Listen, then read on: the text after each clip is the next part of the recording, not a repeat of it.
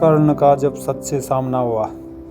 महाभारत युद्ध प्रारंभ होने वाला था। दोनों पक्ष अपनी अपनी सेना बढ़ाने में लगे हुए थे। देश विदेश के असंख्य राज्यों की सेनाएं कुरुक्षेत्र पहुंच रही थी। समय ने युग परिवर्तन के लिए इस सर्वनाश की रचना की थी। उसी भयावह और उदास वातावरण में भगवान श्री कृष्ण ने एकांत में कर्ण से कहा, तुम माता कुंती के पुत्र हो अंगराज, अपना पक्ष चुनने के पहले तनिक सोच लो। कर्ण असमंजस में पड़े। एक और उसके सहोदर भाई थे और दूसरी ओर वो दुर्योधन, जिसने अपनी महत्वाकांक्षा के लिए ही सही पर कर्ण को प्रतिष्ठा दिलाई थी। वे कुछ तय नहीं कर पा रहे थे।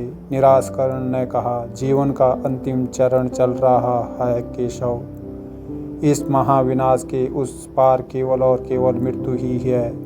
फिर ऐसे समय में मुझे यह कठोर सत्य बताने की क्या आवश्यकता थी। अच्छा तो यह होता कि मैं अपनी अज्ञानता के साथ ही वीरगति पा जाता।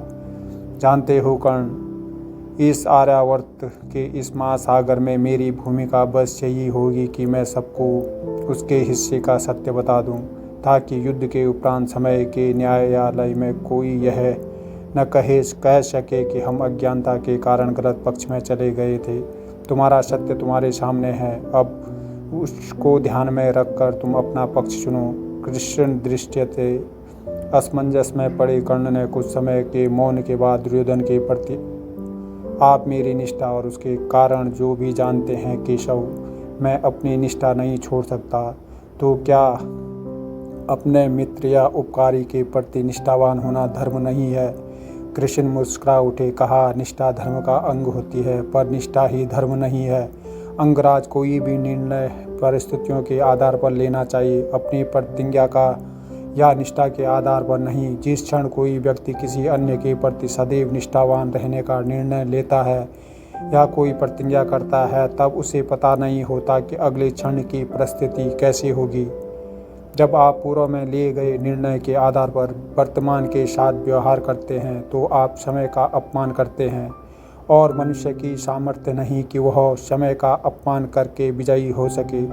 आपको आज का निर्णय आज की परिस्थिति के आधार पर लेना चाहिए, कर्ण कल के आधार पर नहीं। पर मैं अपना इतिहास कैसे भूल जाऊं प्रभु? मेरा वर्तमान तो मेरे अतीत पर ही टिका हुआ है। न कर्ण विचलित होकर भूमि पर ही बैठ गए थे। कृष्ण ने उत्तर दिया, व्यक्ति में अपने इतिहास के प्रति मोह नहीं होना चाहिए कर्ण।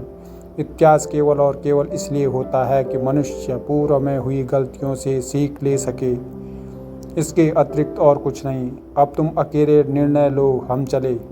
कृष्ण चले गए। कर्ण दुविधा के सागर में डूब बैठे रहे। वे जानते थे कि उनके अतीत के अपराध उन्हें सही पक्ष चुनने नहीं देंगे। अगर कहानी आप लोगों को अच्छी लगे तो लाइक, शेयर और चैनल को सब्सक्राइब करें और बेल आइकन जरूर प्रेस करें, ताकि अगली कहानी आप लोगों तक आसानी से पहुंच सके। बहुत बहुत धन्यवाद।